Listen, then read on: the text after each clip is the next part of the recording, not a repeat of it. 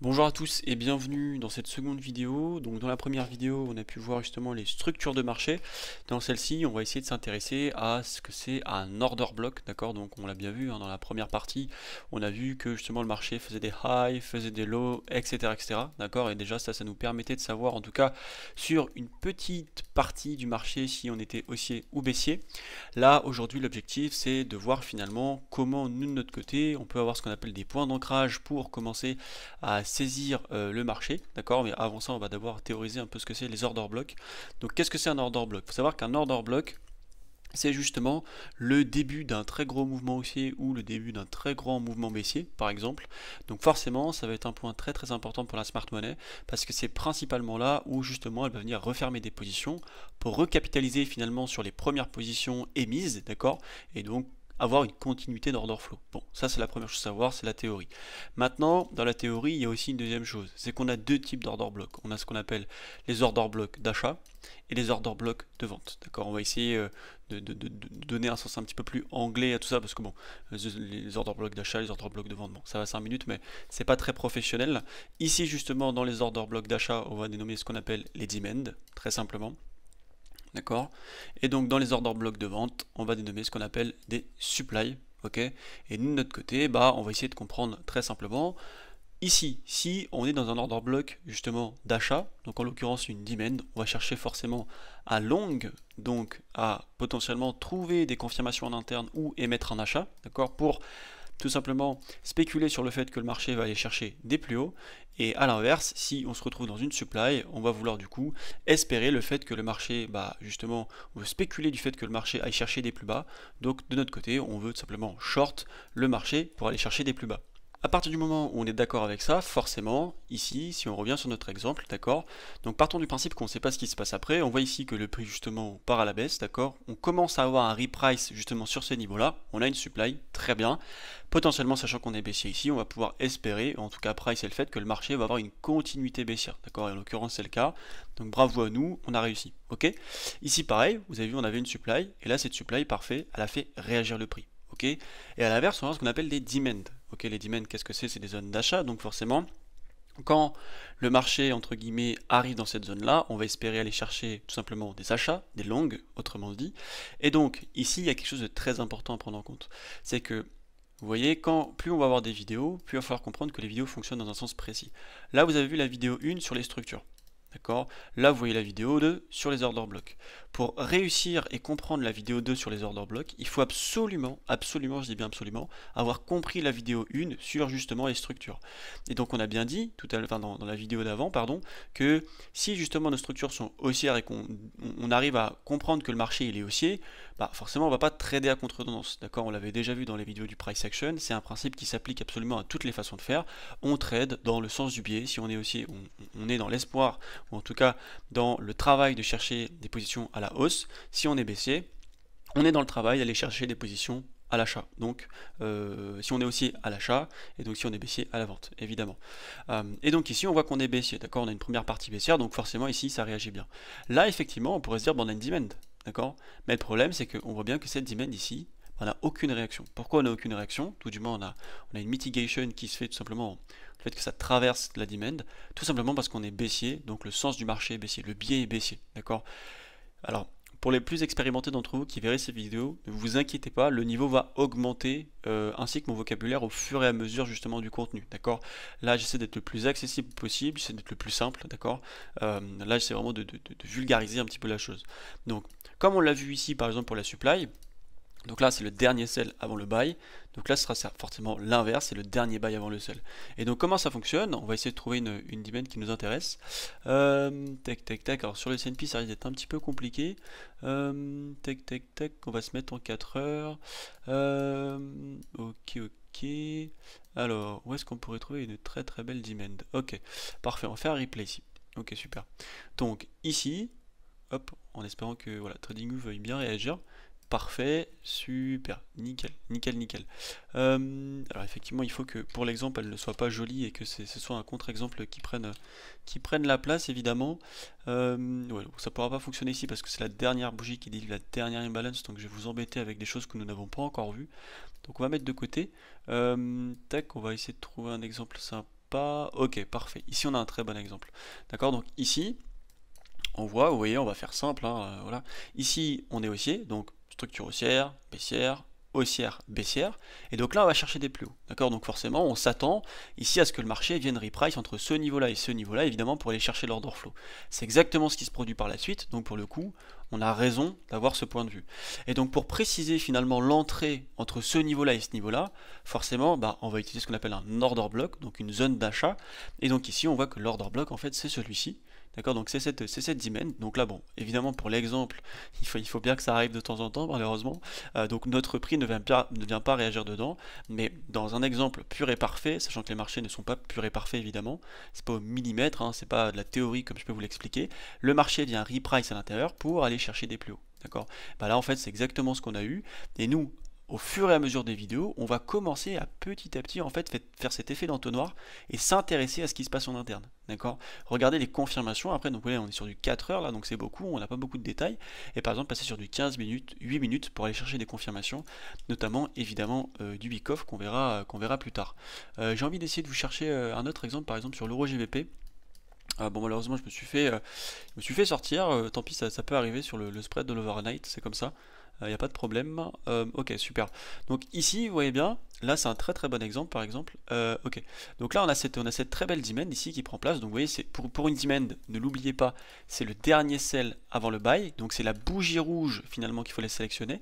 Et justement pour une supply, c'est le dernier buy avant le sell, d'accord, donc c'est la dernière bougie, en l'occurrence pour moi blanche ou verte de votre côté, avant la bougie rouge, d'accord.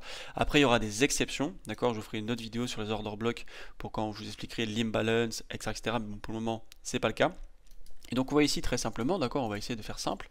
Ici donc on a une structure haussière, haussier, tac tac tac, voilà, on a tout genre de choses, hop, et là on vient au target un plus haut, d'accord, donc on pourrait se dire super. On va attendre justement un reprice entre ce niveau-là et ce niveau-là pour potentiellement aller justement chercher ce niveau-ci. D'accord, c'est ce qui commence à nous intéresser. Donc là, le marché, il était très très lent, beaucoup de latéralisation, ça a duré très très longtemps. Mais malgré tout, vous voyez bien qu'on vient effectivement reprice entre ce niveau-ci et ce niveau-ci, plus particulièrement dans une demand. D'accord, et donc après, c'est dans cette demand-là qu'on va venir justement chercher des confirmations. Donc après, voilà, vous pouvez vous exercer au fur et à mesure du temps sur vos marchés à justement repérer un peu l'évolution du prix. Et moi, ce que je vous invite à faire, c'est vraiment comprendre que le marché, il se déplace, et écoutez bien ce que je vais dire, il se déplace de supply en demand et de demand en supply. D'accord, alors, toutes les demands et toutes les supplies ne sont pas à prendre, et encore une fois, on le verra dans une prochaine vidéo. C'est tout ce qui va être valide, invalide, order block, etc., etc. Donc vous voyez que par exemple ici on avait une demand, boum, on n'a pas réagi.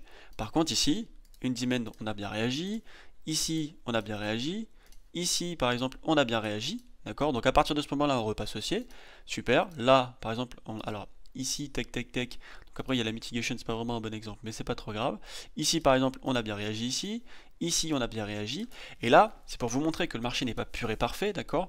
Ici en fait on a ce qu'on appelle de la liquidité, donc on vient faire une grosse récupération de contrepartie à 100%, d'accord, on vient rejouer dans cette demand parce que oui, on peut venir rejouer dedans, mais à justement une seule raison, d'accord, c'est que nous ne l'avons pas, par exemple, ce qu'on appelle mitigated à 50%.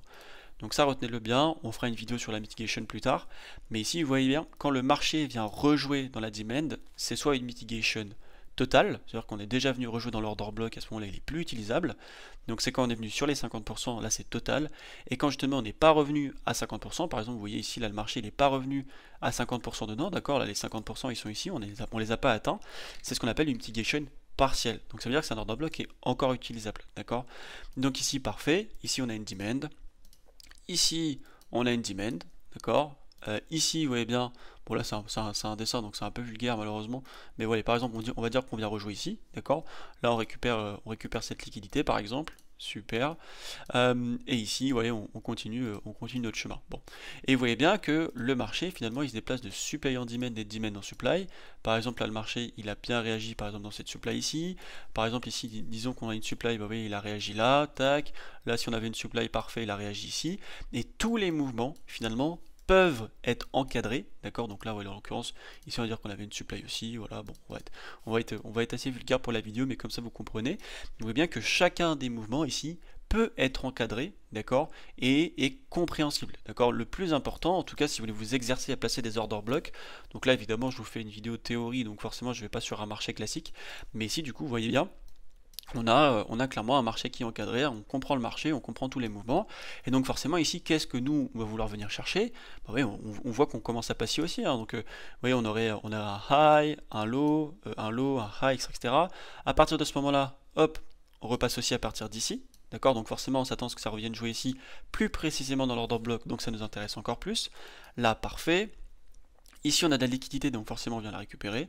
Là, on casse ici, on vient rejouer ici. Et là, le dernier, on va dire, niveau qui a été cassé, c'est celui-ci. Donc forcément, on est venu là. Le vrai dernier niveau qui a été cassé, c'est celui-ci. Donc nous, de notre côté, on va chercher à aller chercher des plus hauts, désormais, à partir de cette dimension. D'accord? Donc à partir d'ici. Donc attention, plusieurs choses.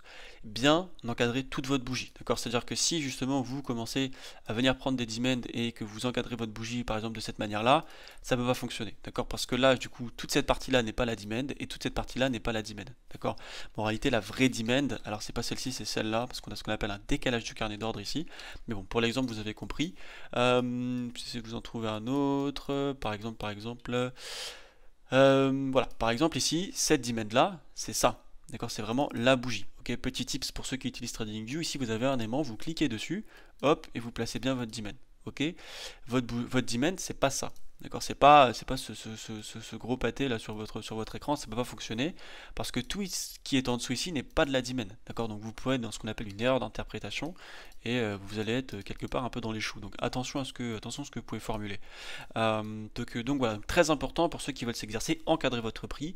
Le marché se déplace de supply en dimension et de dimension en supply. Ça c'est très important à savoir.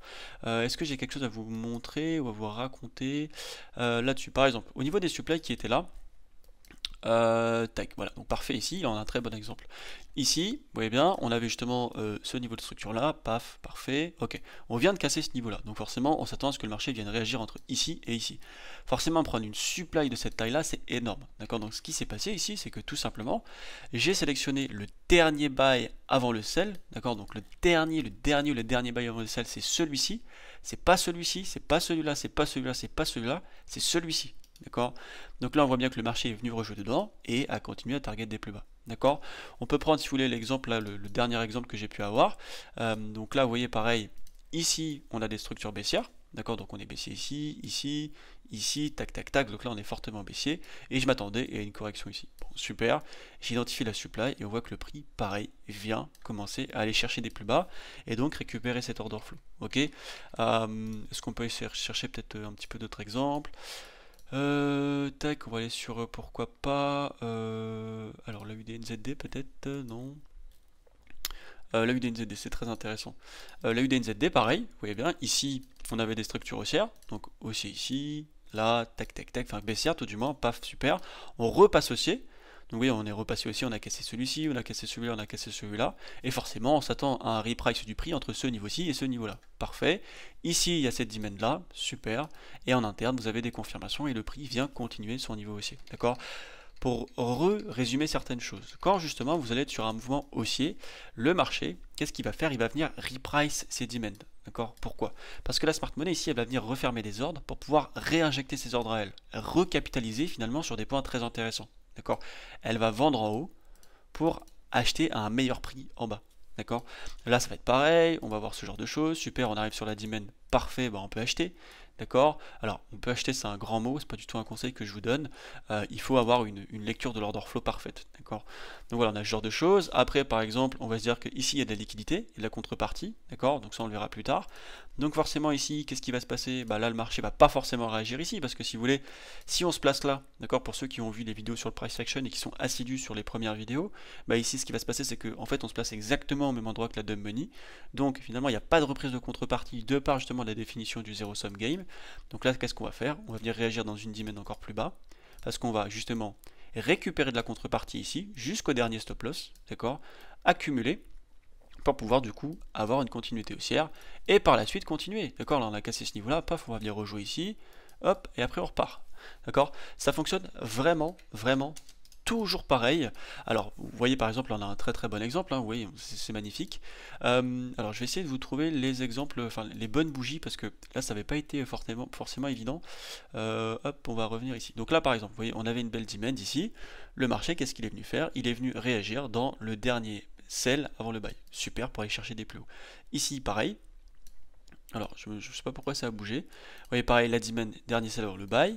On va pouvoir mettre, si vous voulez, peut-être un petit peu de couleur, ça va peut-être vous aider. Donc ici, hop, on avait ce niveau-là, super. Donc là, dernier sell avant le buy, parfait. Ici, qu'est-ce qu'on fait? On vient casser des niveaux, on vient jouer ici, parfait. Là, on vient recasser ce niveau-là, on vient rejouer ici, super. Là, on vient casser des niveaux ici, en plus lower time frame, on vient rejouer ici. Là, on casse ce niveau, donc forcément on rejoue entre ce point bas et celui-ci, ce point haut. On vient rejouer dans cette demand, super, très facile à comprendre. Là, pareil, on vient casser ce niveau-là et plus précisément celui-ci. Donc qu'est-ce qui se passe? On vient, vous voyez, partiellement jouer dans la demand, qui n'est pas mitigated à 100%. D'accord, là pareil, on vient jouer ici, etc. Donc là on a une latéralisation, donc quand le prix latéralise, déterminer un order flow, c'est pas possible, d'accord, parce que bah, le marché ne choisit pas simplement de direction. Bon, on était sur la saisonnalité d'août, on a repris septembre à partir d'ici, donc c'est plus intéressant. Ici, plus précisément, de ce fait, vous voyez, c'est ce que je vous expliquais tout à l'heure, cette demand n'est pas mitigated à 50%, donc est toujours utilisable, il faut la garder à l'œil, d'accord. Ici, qu'est-ce qui se passe? On crée de la contrepartie pour pouvoir envoyer l'order flow et donc aller chercher ce niveau-là. On récupère la contrepartie ici. Pour ceux, encore une fois, qui ont été assidus sur la vidéo du zéro sum game, l'explication de la reprise de contrepartie, des liquidités et tout le reste, vous comprenez ce que je suis en train de vous expliquer. Et après, qu'est-ce qui se passe? Comme par hasard, on a justement le billet aussi qui vient s'envoyer, on casse cet order flow, on vient rejouer dans une demand et on repart. D'accord? Donc ça, c'est vraiment un concept très très important parce qu'en fait ça va faire partie quotidienne finalement de votre trading. Donc je vous conseille sincèrement d'être assidu, de vous entraîner, d'encadrer le prix comme je viens de vous le montrer actuellement. Et donc vous voyez par exemple ici sur le S&P, donc on est venu réagir par exemple dans cette supply là. Donc là après c'est parce qu'elle balance ou quoi, vous référez pas forcément à celle-ci. Vous voyez par exemple cette demand ici n'a pas fonctionné. D'accord, cette demand, toutes les demands et toutes les supplies ne fonctionnent pas. Parce que bah, si vous voulez, on ne peut pas forcément trader toutes les supplies, toutes les demands. Il y a vraiment, comme je vous ai montré dans le sommaire justement de la Smart Money, il y a tellement de principes que si vous voulez, d'abord il faut avoir un biais. Si on est baissier, une fois qu'il y a le biais, bah, il faut avoir l'order flow, etc., Donc vous voyez, c'est beaucoup plus compliqué que ça. Il y a un timing au niveau des liquidités aussi à avoir. Mais tout du moins, sur la théorie des order blocks, j'espère que c'est compris. Pour ceux qui auraient des questions, bah, n'hésitez pas, je vous invite à pourquoi pas m'envoyer vos questions en privé sur Instagram ou directement dans les commentaires sur YouTube. Ce sera avec grand plaisir que je pourrai vous répondre. Ou carrément, vous pouvez, si vous voulez, si vous n'êtes pas trop timide, m'envoyer vos graphiques directement sur Instagram. Hein. Vous appuyez là-haut, vous appuyez sur copier l'image. Évidemment, vous accompagnez ça d'un message plutôt correct, d'accord, bonjour, voilà, j'aimerais avoir des réponses par rapport à ça, ça fera toujours très très plaisir à qui pourra vous répondre. Donc voilà, bah écoutez, j'espère que cette vidéo vous a plu.